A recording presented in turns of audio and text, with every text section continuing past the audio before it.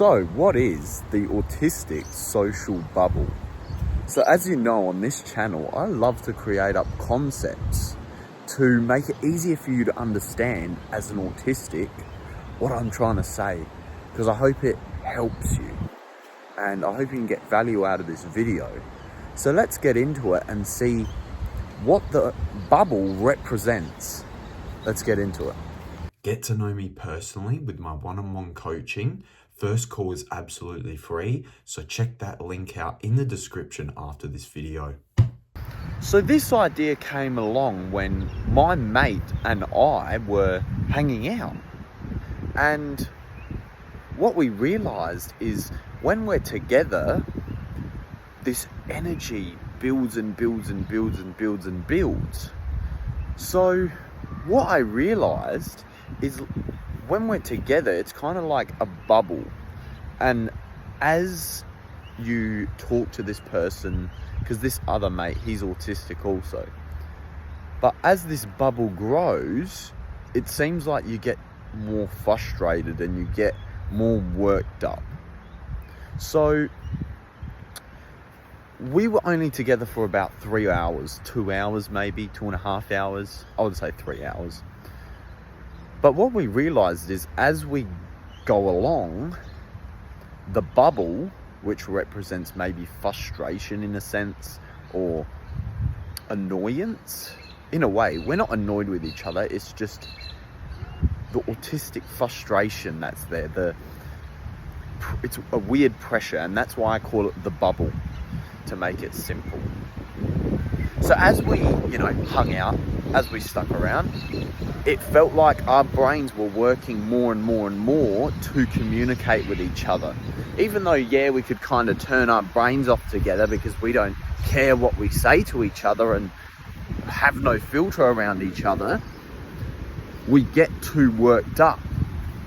So what I realized and what I said to my mate in the end is that's why at school we never could focus at the end of the day. And that's why we couldn't work at the end of the day, and teachers would always get frustrated at us, and teachers would always get annoyed that we're acting in this way because of this autistic bubble.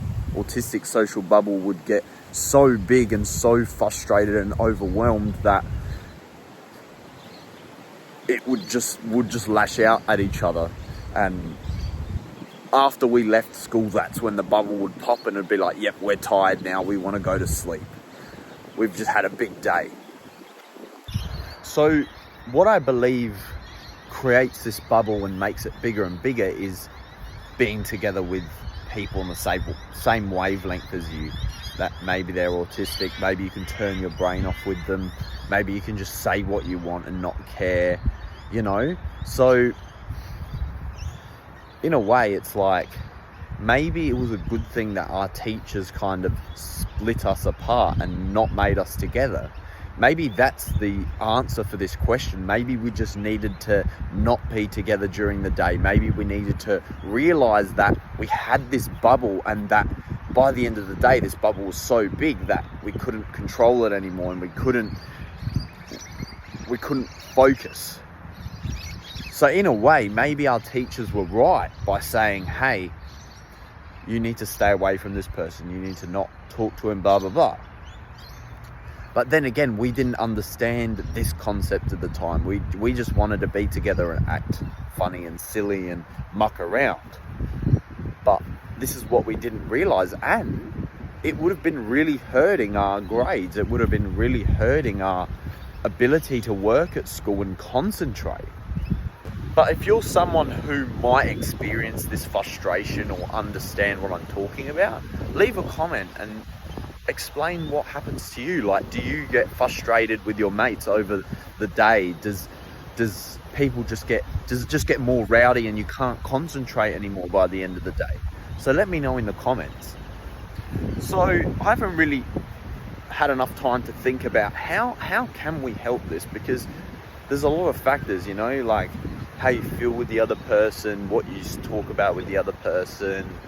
And I just think in the end of the day, I think just having time away from them is the way to go, because if you're hanging around them too much, you're gonna get burnt out. Like if I hung around my mate all the time, I don't see him often as much as I did at school, and maybe we kind of bounced off each other and were making that worse. So in a way, we kind of just had to go, okay, maybe we need to just have time away. So maybe you go to school, maybe you're a teenager and you get this frustration with your friends. Maybe you have to speak about this with a teacher. Maybe you have to explain this to someone, because at the end of the day, people don't understand how you're feeling. People just, especially teachers, just think you're lashing out for whatever reason. But if you can use this concept about a social bubble, and this bubble builds and builds and builds over the day, and then eventually it gets so frustrating and so you just can't concentrate, your brain's overloaded, well then you can't work anymore. Like, we might as well have just left after lunch. Like, when I think about it, the classes we had after lunch were always the most difficult and the most brain dead and the most like, I can't do this, I can't focus, because the bubble got so big. And especially if I was in a class with my mate or my other mates that would help grow this bubble, well then yes, it made us worse and made all of us worse as individuals, because we were so frustrated. So I'm gonna end this video here, but all you need to remember is that you have a bubble. The bubble starts small at the start of the day, and if you decide to feed that bubble, right, you make the bubble so big, by the end of the day you're going to be burnt out, the bubble will pop, and then you're done, as in after you're finished with your mates. So it'll grow and grow and grow and grow and grow and grow. It'll keep growing. It won't pop till you actually leave school, maybe, or leave your mate. So yeah, I hope you like this video. Like and subscribe to see more educational content about autism and how to become a more independent man on the autism spectrum. Anyway, thank you.